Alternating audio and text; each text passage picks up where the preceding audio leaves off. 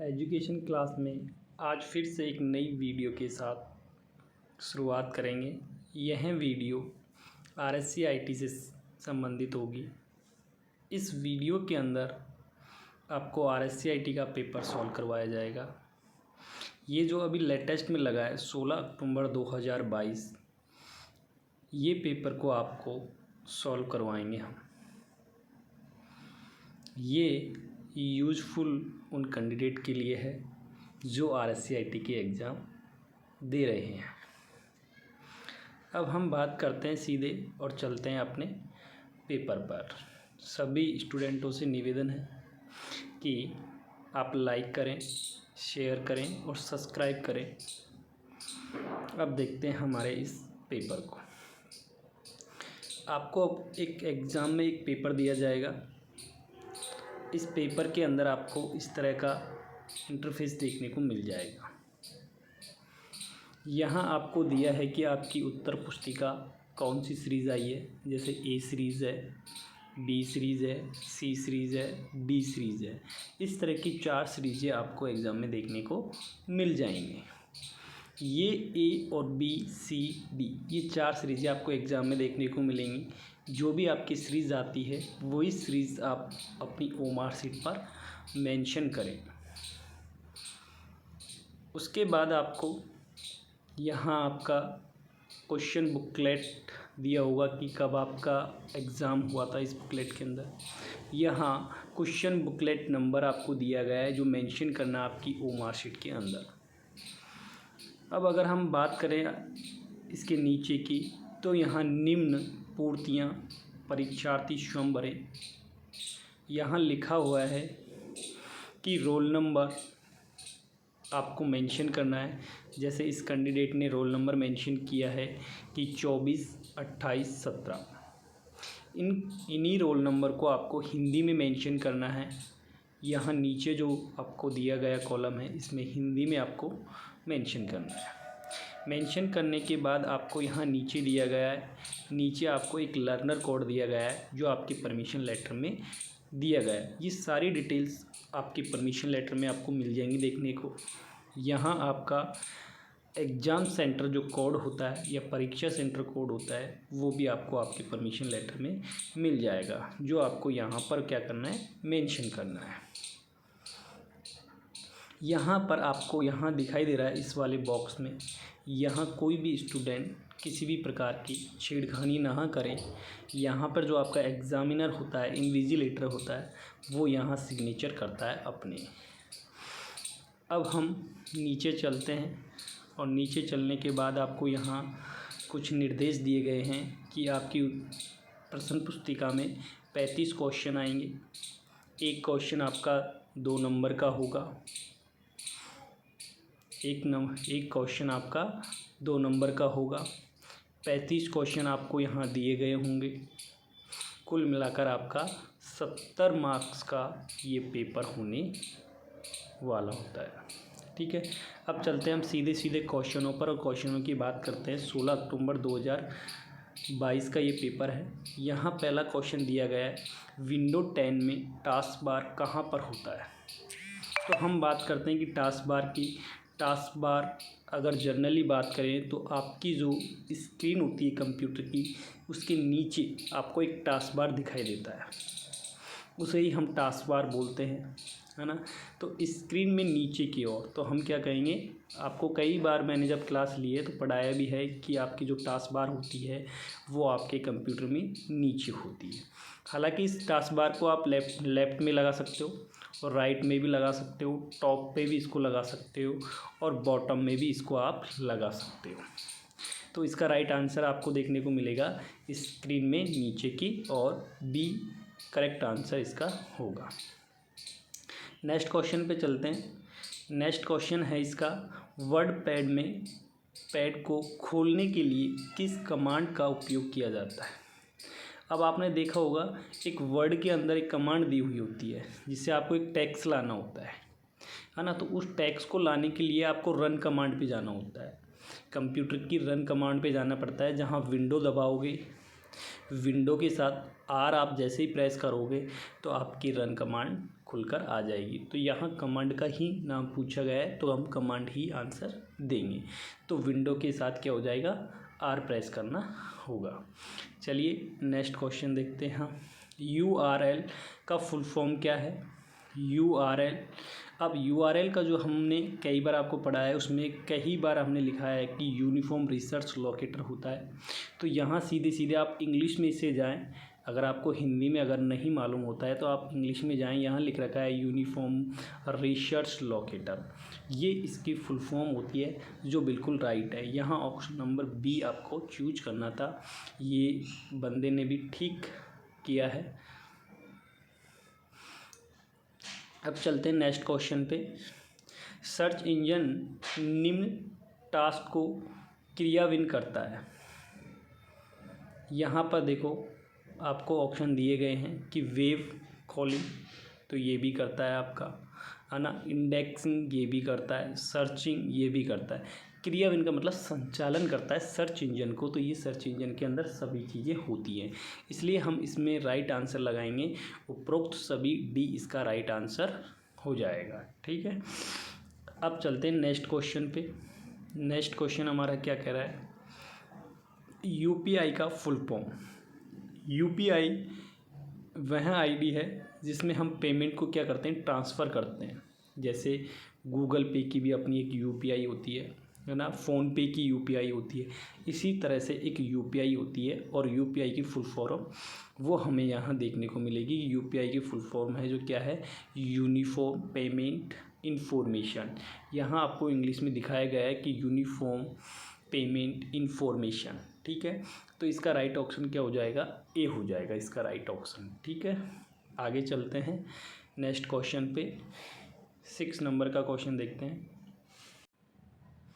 अब यहाँ 6 क्वेश्चन के अंदर दिया गया है कि मोबाइल वॉलेट का उपयोग है, मतलब मोबाइल वॉलेट का उपयोग क्या है, क्या काम आता है, क्या काम नहीं आता है, इसके बारे में पूछा गया है। तो देखिए यहाँ सिंपली हमको दिया गया है कि नंबर डायल करना ये नहीं आता, वीडियो देखना ये नहीं होता, क्योंकि मोबाइल वॉलेट के अंदर इस तरह की गतिविधियाँ नहीं होती हैं। ठीक है, फ़ोन करना ये भी नहीं होता है, रुपये का आदान प्रदान। अब हम यहाँ देख सकते हैं कि मोबाइल वॉलेट के अंदर हम रुपये का आदान प्रदान कर सकते हैं।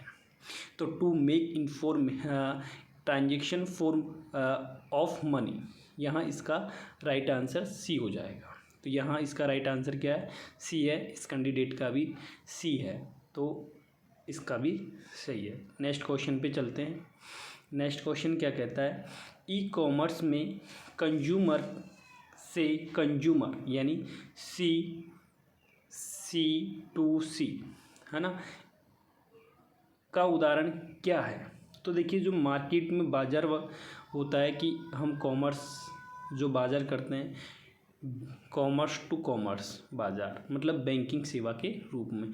तो यहाँ पर आपको ये वाला जो ऑप्शन दिखाई दे रहा है www, है ना, .evy.in, ये आंसर बिल्कुल राइट है, क्योंकि ये क्या है, एक कंप्यूटर संबंधित है। दूसरी चीज़ कि ये कस्टमर टू कस्टमर का है ना, कस्टमर टू कस्टमर के लिए ही होता है।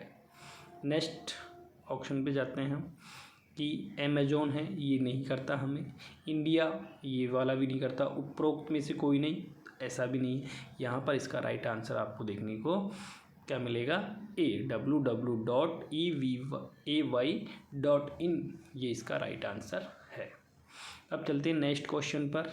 नेक्स्ट क्वेश्चन कह रहा है MOOC का फुल फॉर्म क्या है। अब देखो ये क्या है, एक ऑनलाइन कोर्स लेने के लिए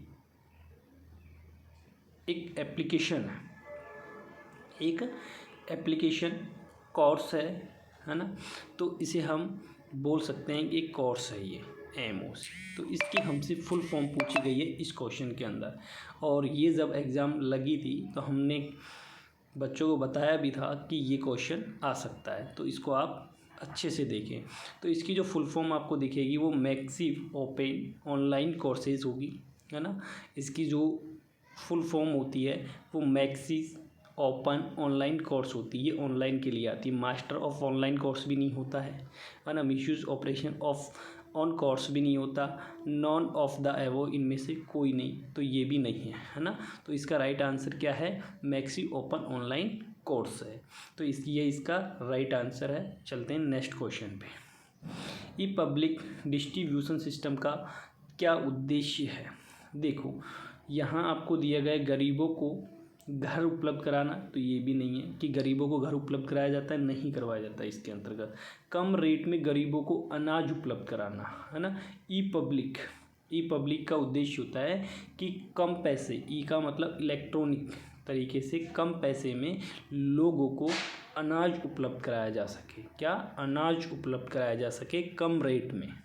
किसमें, कम रेट में। तो ये गरीब चिकित्सा, ये भी नहीं है। गरीब चिकित्सा वाला की अगर पूछी जाएगी तो आपको चिरंजीवी योजना के तहत आती है।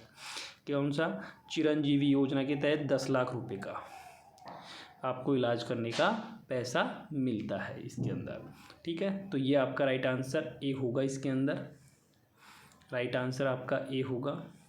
चलते हैं नेक्स्ट क्वेश्चन पे।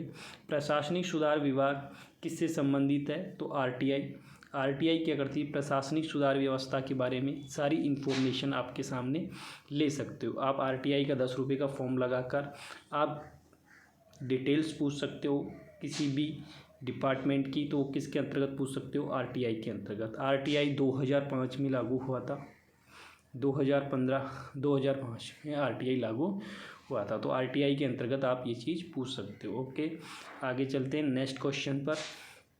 वेब पोर्टल के द्वारा ई मित्र की सर्विस क्या है। तो देखो बिजली का बिल भी आप ई मित्र के माध्यम से भर सकते हो, यहाँ आपको दिखाया गया है। पेमेंट कर सकते हो, मूल निवास प्रमाण पत्र बना सकते हो, डोमिसियल प्रमाण पत्र भी बना सकते हो, मतलब मूल निवास, जाति प्रमाण पत्र, है ना। रोजगार कार्यालय में पंजीकरण, जैसे कि आपका बेरोजगारी भत्ता है, तो इस संबंधित भी आप क्या कर सकते हो, पंजीकरण कर सकते हो। तो इसलिए यहाँ राइट आंसर हो जाएगा उपरोक्त सभी। चलते हैं नेक्स्ट क्वेश्चन पे। इनकम टैक्स रिटर्न ऑनलाइन भरने के लिए निम्न में से क्या आवश्यक है। अब देखिए इनकम टैक्स, जो भी कैंडिडेट को सैलरी ज़्यादा मिलती हो, है ना, वो लोग इनकम टैक्स भरते हैं, गवर्नमेंट का टैक्स भरते हैं। तो देखिए ये किस किस के माध्यम से भरा जा सकता है। एक तो बैंक स्टेटमेंट के माध्यम से, फॉर्म 16 के माध्यम से भर सकते हैं, और पिछले वर्ष की रिटर्न की कॉपी, पिछले वर्ष जो हमारी रिटर्न कॉपी होती है, उस रिटर्न कॉपी के अंदर सब बायोडाटा हमारा लिखा रहता है। हमारा जितना भी हम रिटर्न करते हैं, जितना हमारा रिटर्न आना है, टैक्स कट के जो पैसा हमें मिलता है, वो सब हम किसके अंतर्गत आता है, हमारा ऑनलाइन टैक्स रिटर्न ऑनलाइन भरने के लिए काम आते हैं ये। तो इसमें राइट आंसर हो जाएगा उपरोक्त सभी। चलिए नेक्स्ट क्वेश्चन। IRCTC का फुल फॉर्म क्या है। IRCTC की अगर बात करें तो ये रेलवे से संबंधित है। जो टिकट बुकिंग होती है वो IRCTC के माध्यम से होती है। ये एप्लीकेशन होती है, इस एप्लीकेशन के माध्यम से हम टिकट बुक करते हैं। तो यहाँ हम कह सकते हैं कि इंडियन रेलवे कैटेगरी एवं टूरिज्म कॉर्पोरेशन, ये इसकी क्या है, फुल फॉर्म। तो फुल फॉर्म हमसे पूछी गई है, तो ये फुल फॉर्म इसके अंदर है। तो इसका राइट आंसर हो जाएगा सी। चलते हैं नेक्स्ट क्वेश्चन पे। निम्न में से कौन मोबाइल ऑपरेटिंग सिस्टम नहीं है। देखिए एंड्रॉयड मोबाइल सिस्टम है, आप जो चलाते हो जनरली एंड्रॉयड चलाते हो। एप्पल का है जो आईफोन होता है, उसमें भी एंड्रॉयड आता है, iOS आता है इसके अंतर्गत। फिर दूसरा अगर बात किया जाए एंड्रॉयड के अंदर, तो एंड्रॉयड आता है।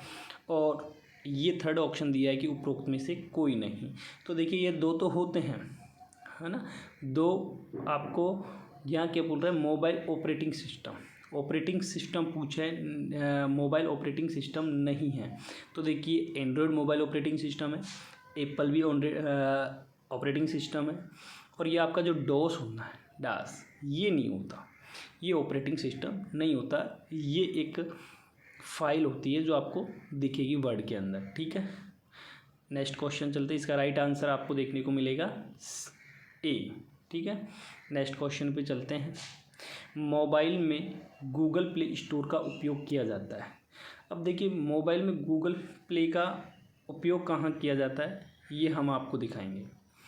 मोबाइल के अंदर गूगल प्ले स्टोर, मोबाइल के अंदर आपको मोबाइल में गूगल प्ले स्टोर का उपयोग किया जाता है। अब देखिए जो आपका प्ले स्टोर होता है उससे आप क्या क्या चीज़ें देख सकते हो, है ना। तो यहाँ आपको दिखाया गया है कि गेम खेलने के लिए आता है, तो गेम खेलने के लिए नहीं आता है, इस चीज़ को आप रॉन्ग कर सकते हो। दूसरी चीज़, मोबाइल में डेटा सर्च करने के लिए डेटा सर्च नहीं किया जा सकता प्ले स्टोर के माध्यम से। उपरोक्त सभी, जब हमारे ये दो ऑप्शन नहीं बनते हैं तो उपरोक्त सभी तो आ ही नहीं सकता। तो जब उपरोक्त सभी नहीं आएगा तो हम क्या करेंगे, ये वाला देखेंगे, बी वाला, कि ये एप्लीकेशन को इंस्टॉल करने के लिए काम आता है। यहाँ से हम एप्लीकेशनों को क्या करते हैं, इंस्टॉल करते हैं, खोजते हैं और उन्हें अपनी मोबाइल के अंदर इंस्टॉल करते हैं। चलते हैं नेक्स्ट क्वेश्चन पर, इसका राइट आंसर आपको बी मिलेगा। चलते हैं नेक्स्ट क्वेश्चन पर, क्लिक एक्सेस टूल बार में कौन सा ऑप्शन उपलब्ध है ना।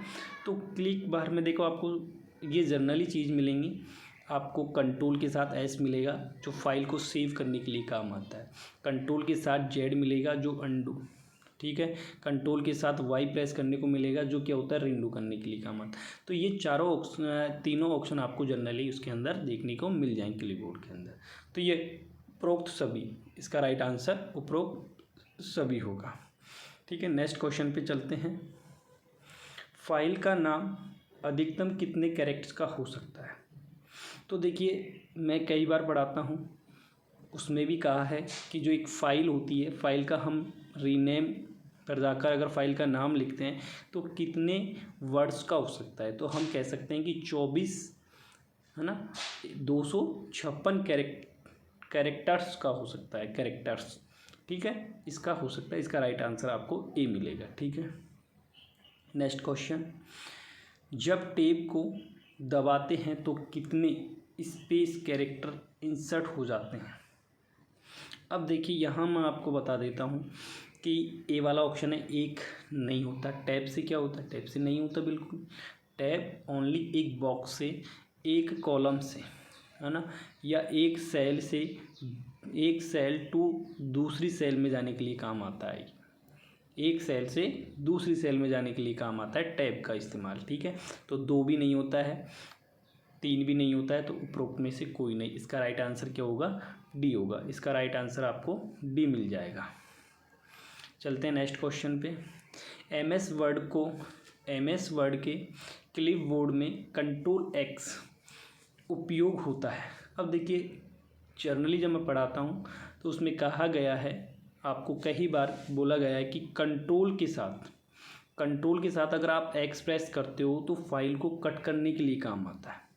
किसके लिए, कट करने के, चुने हुए टेक्स्ट को डिलीट करने के लिए। ये बिल्कुल सही है, डिलीट का मतलब वहाँ से निकाल लिया जाता है उस टेक्स्ट को। ठीक है, और उसको निकालने के बाद दूसरी जगह अगर पेस्ट करना चाहे तो उसके लिए आपको शॉर्टकट कुंजी होती है, कंट्रोल के साथ वी प्रेस करना होता है, कंट्रोल के साथ वी प्रेस करना होता है आपको। तो इसका राइट आंसर आपको क्या मिलेगा देखने को, बी ऑप्शन इसका राइट आंसर है।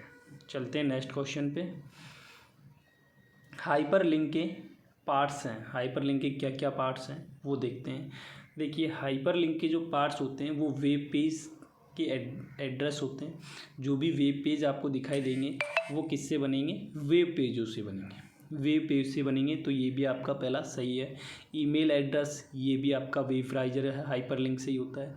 कोई दूसरे लिंक, टेक्स्ट या इमेज, ये अगर एक लिंक से दूसरी लिंक पे भी जाते हैं तो ये हाइपरलिंक कहलाता है। क्या, हाइपरलिंक कहलाता है, ये हाइपरलिंक कहलाता है। तो इसका राइट आंसर आपको क्या है, डी मिलेगा देखने को। ठीक है, नेक्स्ट क्वेश्चन पे चलते हैं हम। नेक्स्ट क्वेश्चन हमारा ये कहता है कि एक्सेल की वर्कशीट में कुल रो एवं कॉलम होते हैं, है ना, कुल रो और कॉलम होते हैं। अब मैं आपको रो और कॉलम के बारे में बता देता हूँ, रो क्या है और कॉलम क्या है। देखिए रो का मतलब मैं आपको ये बता दूँ कि इस तरह की जो आपकी एक पंक्ति इस तरह से एक्सेल में दिखाई देती है, ये हॉरिजॉन्टल, ये आपकी क्या कहलाती है, रो कहलाती है। रो कहलाती है। और अगर कॉलमों की बात करी जाए तो इस अवस्था के अंदर, इस अवस्था के पर्टिकुलर अवस्था के अंदर ये जो आपको कॉलम्स दिखाए गए हैं ये कॉलम्स कहलाते हैं। अब यहीं से क्वेश्चन उठकर आया है कि इनकी संख्या कितनी होती है। तो देखिए मैं आपको राइट आंसर बता देता हूँ कि जो आप रो होती हैं वो आपकी 1 0 4 8 5 7 5 ये आपकी कितनी होती हैं, रो होती हैं। और अगर कॉलम की बात की जाए तो 16,384 होती है, 16,384 होती है। तो इसका राइट आंसर आपको क्या मिलेगा, ए। इसका राइट आंसर आपको ए मिलेगा। इस कैंडिडेट ने गलत ऑप्शन चूज किया है तो इसका नंबर नहीं मिलेगा उसको। चलते हैं नेक्स्ट क्वेश्चन पे। माइक्रोसॉफ्ट एक्सेल के एक सेल में रख सकते हैं, क्या क्या चीज़ हैं जो एक्सेल के अंदर हम रख सकते हैं, है ना। एक्सेल अभी मैंने पढ़ाया आपको, यहाँ एक्सेल दिखाया था। ये आपकी एक्सेल होती है जिसके अंदर सीट्स आपको बनती हैं, उसे हम एक्सेल बोलते हैं इस तरह से। तो यहाँ एक्सेल के अंदर आप नंबर भर सकते हो, जैसे 2 5 ये नंबर भी आप रख सकते हो। टैक्स यहाँ कर सकते हो, जैसे कि आपका हिंदी है, अपन करते हैं कई बार, हिंदी है, इंग्लिश है, तो ये करते हैं ना, तो ये भी आप यहाँ लिख सकते हो टैक्स को। फॉर्मूला तो जनरली आपका अगर कोई पूछ ले कि माइक्रोसॉफ्ट एक्सेल में फॉर्मूला होते हैं क्या, तो फॉर्मूला तो आप जनरली बोल सकते हो कि फॉर्मूला होते हैं। और फॉर्मूला को जो स्टार्ट होता है फॉर्मूला, वो आपका बराबर के चिन्ह से स्टार्ट होता है, ठीक है। तो इसका राइट आंसर क्या है, डी है, उपरोक्त सभी। ठीक, नेक्स्ट क्वेश्चन पे चलते हैं हम। अब देखिए यहाँ आपको 23 नंबर का क्वेश्चन दिखाया गया है कि एमएस एक्सेल में सेल के कंटेंट की फॉर्मेटिंग के लिए कौन सा ऑप्शन उपयोग में लाया जाता है। तो देखिए क्लिप बोर्ड ग्रुप, तो यहाँ एक क्लिप बोर्ड आपको दिया गया होता है। जब आप व्यूज़ के अंदर जाओगे तो क्लिप बोर्ड आपको दिखेगा, तो वो उससे भी आप जा सकते हो। फॉन्ट ग्रुप से भी आप जा सकते हो, है ना, फॉन्ट ग्रुप से भी आप जा सकते हो। और अलाइनमेंट जो आपको यहाँ दिया होता है, सेंटर करना, जैसे कि सेंटर में करना, बीच में करना, लेफ्ट में करना, राइट में करना टेक्स्ट को, तो ये आप सब क्लिपबोर्ड से कर सकते हो। तो इसका राइट आंसर क्या है, उपरोक्त सभी। ठीक है, नेक्स्ट क्वेश्चन पे चलते हैं। एमएस एक्सेल में कौन सा चार्ट नहीं बना सकते। अब देखो यहाँ कई जो कैंडिडेट होते हैं वो ये पढ़ते हैं कि कौन सा बना सकते हैं, कौन सा बना सकते हैं, लेकिन यहाँ क्वेश्चन पूछा है कि बना नहीं सकते, है ना, बना नहीं सकते, ये क्वेश्चन आपसे पूछा है। इसलिए आप क्वेश्चन को पूरा पढ़ें और सटीक आंसर दें। तो आप क्या नहीं बना सकते, देखो पाई बना सकते हो, है ना, एरियन बना सकते हो, स्टॉक, ये आप तीनों बना सकते हो, लेकिन 7D आप नहीं बना सकते, 7D नहीं बना सकते। ठीक है, पाई आप बना सकते हो, जो आपका गोला होता है चार्ट, है ना, एरियन बना सकते हो, स्टॉक बना सकते हो, तो ये सभी आप बना सकते हो, अवेलेबल होता है एक्सेल के अंदर। ठीक है, इसका राइट आंसर आपको ए है। नेक्स्ट क्वेश्चन पे चलते हैं।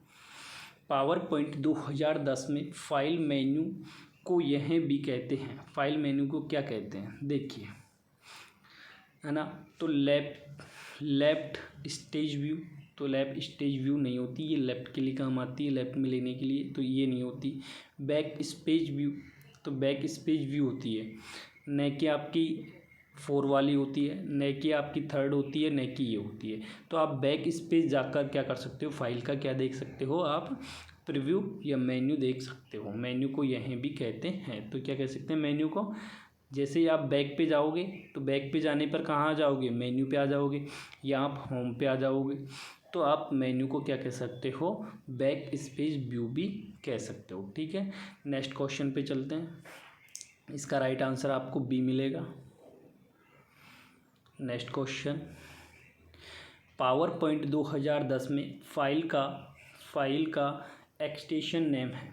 अब देखिए जो पावर पॉइंट है, अब मैंने कई बार बताया कि पावर पॉइंट में, है ना, 2 तो P यूज़ होते हैं, है ना, एक डॉट शुरू में लगाई जाती है और पीछे की साइड TX होता है। ये क्या होता है फाइल का, है ना, ये फ़ॉन्ट नेम क्या होता है, ये डिफ़ॉल्ट रूप होता है, ये डिफ़ॉल्ट रूप कहलाता है इसका, ठीक है, डिफ़ॉल्ट रूप कहलाता है। तो इसका जो आपका डिफ़ॉल्ट रूप होगा या एक्सटेंशन होगा, वो एक्सटेंशन क्या होगा, p.PPPX होगा, ठीक है। ये राइट है क्योंकि पहले T आता है फिर X आता है, नहीं कि T आता है। यहाँ देखो दोनों चीज़ नहीं है, यहाँ X लगाया ये भी गलत है, पहले T आता है यहाँ X लगा दिया ये भी गलत है, इसलिए हम कह सकते हैं कि इसका राइट आंसर C है, ठीक है।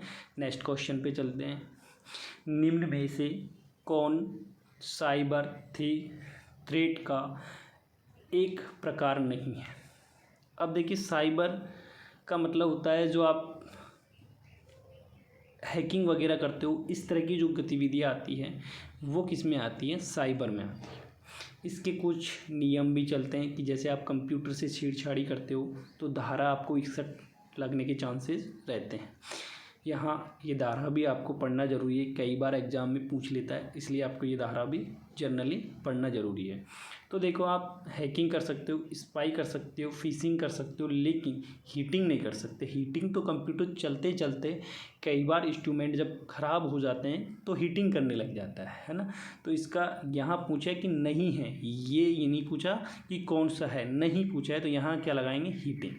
राइट आंसर क्या होगा, ए होगा। चलते हैं नेक्स्ट क्वेश्चन पे। अब यहाँ लिखा हुआ है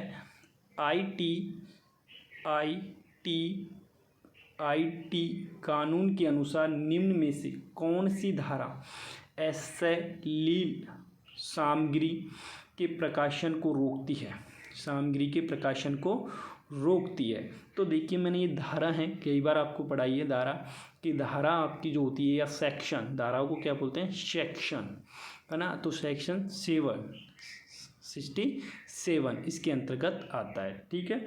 अगर अश्लील सामग्री धारा जैसे आईटी कानून के अनुसार निम्न में से कौन सी धारा अश्लील सामग्री प्रकाशन को रोकती है, तो ये आपको 67 रोकती है, इससे बाध्य करने की छेड़छाड़ी करने से, ठीक है। इसका राइट आंसर क्या होगा, बी होगा, ठीक। नेक्स्ट क्वेश्चन पे चलते हैं। पावर पॉइंट 2010 में ये आपको मैंने बता दिया है कौन सा होगा, PPTX, पहले T आएगा फिर X आएगा, ठीक है। नेक्स्ट क्वेश्चन पे चलते हैं। निम्न में से, ये भी मैंने आपको बता दिया हीटिंग, है ना। अब चलते हैं 28वें पे। 28वां मैंने सेक्शन 67 बता दिया आपको। अब चलते हैं MS 29 नंबर के क्वेश्चन पे चलते हैं। यहाँ लिखा गया MS आउटलुक 2010 में मुख्य निम्न होता है। क्या चीज़ होती है, देखिए कैलेंडर आपको यहाँ देखने को मिल जाएगा। आउटलुक होते हैं, है ना, एक माइक्रोसॉफ्ट ऑफिस का ही एक पार्ट होता है ये भी MS आउटलुक। तो यहाँ आपको देखने को मिलेगा कैलेंडर, है ना, टास्क मैनेज मिलेगी, है ना, कंटेंट मैनेज भी आपको देखने को मिल जाएगा। तो ये सभी आपको तीनों मिल जाएंगे, यहाँ तीनों मिलेंगे। तो यहाँ कह सकते हैं कि आपका जो ऑप्शन होगा वो कौन सा होगा, उपरोक्त सभी, डी ऑप्शन आपका इसके अंतर्गत होगा, ठीक है। Right answer D, right answer D. Next question पे चलते हैं। राइट आंसर आपका डी है। नेक्स्ट क्वेश्चन पे चलते हैं। नेक्स्ट क्वेश्चन ये कहता है कि ईमेल को लिखने के लिए किस शॉर्टकट की का उपयोग किया जाता है।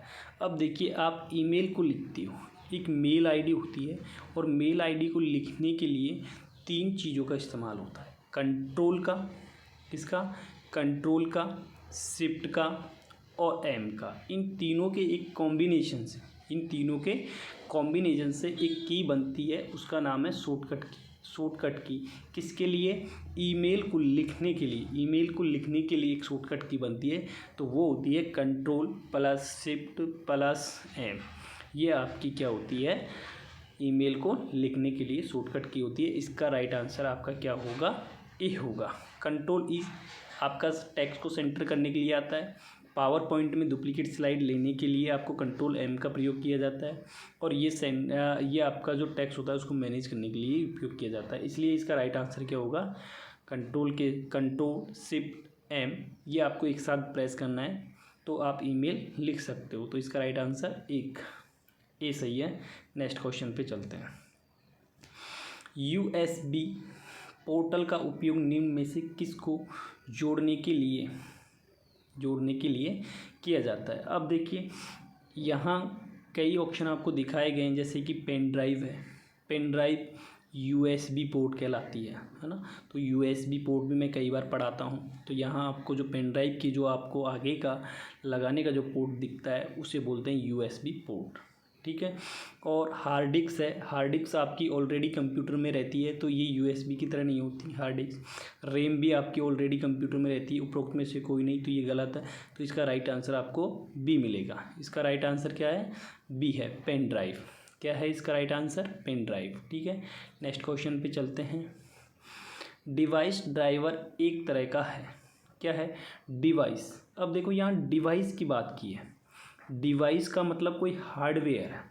तो डिवाइस के लिए हम क्या उपयोग करेंगे? System software. क्या उपयोग करेंगे? System software. अगर किसी चीज़ को हमको चलाना होता, वर्क करना होता किसी चीज़ में, तो वहाँ एप्लीकेशन सॉफ्टवेयर आता है। कहीं स्टूडेंट इससे गलत करके आए, तो यहाँ मैं कह देता हूँ कि यहाँ आपको सिस्टम सॉफ्टवेयर सही है। इसका राइट आंसर सी मिलेगा आपको देखने को, ठीक है। नेक्स्ट क्वेश्चन पे चलते हैं। नेक्स्ट क्वेश्चन देखते हैं 33 क्वेश्चन क्या कहता है?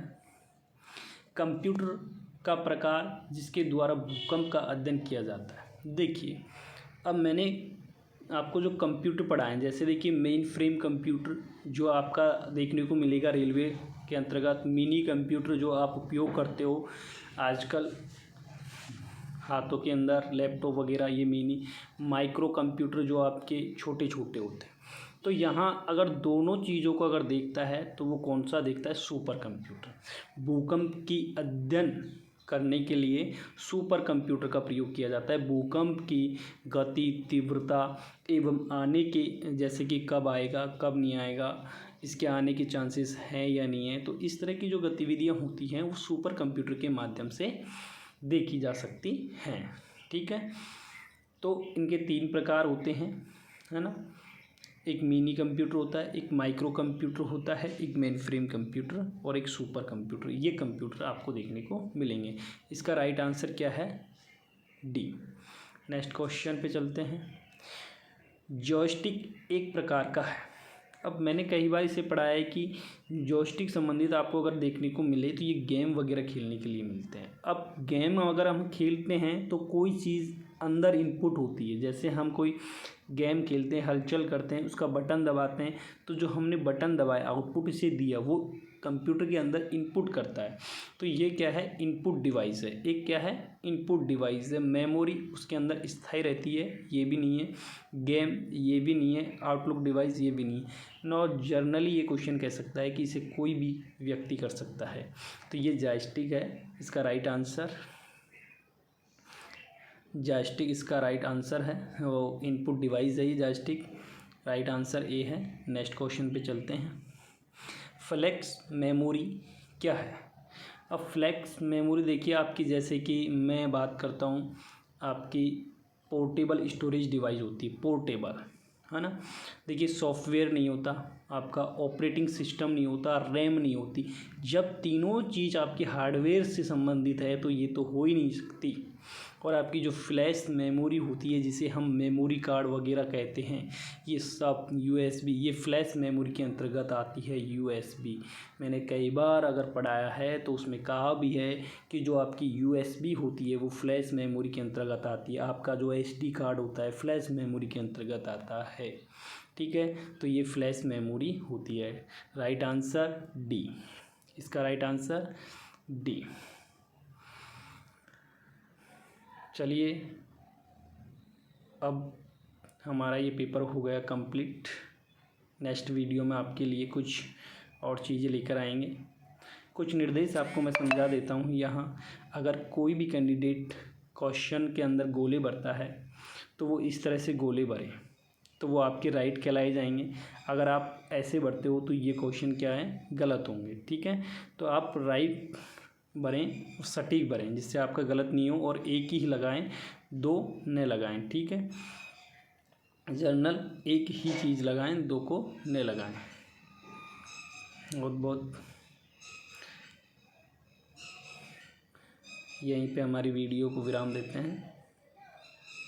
आगे भी इसी तरह के क्वेश्चन पेपर आते रहेंगे, हम आपको सोल्व करवाते रहेंगे और हमारे इसी चैनल पे आपको देखने को मिलेगा एजुकेशन क्लासेस के अंतर्गत। Okay guys.